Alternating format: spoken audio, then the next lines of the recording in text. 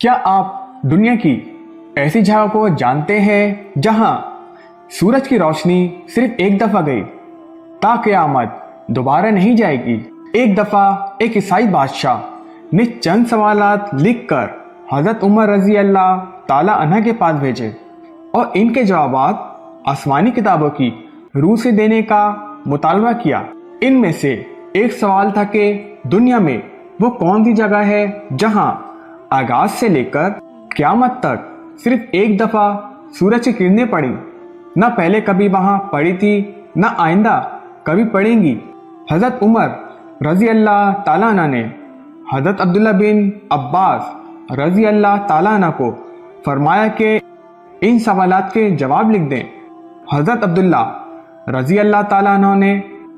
اس سوال کا جواب تحریر فرمایا،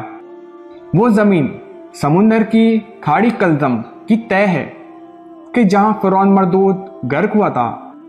حضرت موسیٰ علیہ السلام کے معجزے سے دریا خشک ہوا تھا، حکم الہی سے سورج نے بہت جلد سکایا، حضرت موسیٰ علیہ السلام ماں اپنی قوم بنی اسرائیل پار چلے گئے، اور جب فرعون اس کا لشکر داخل ہوا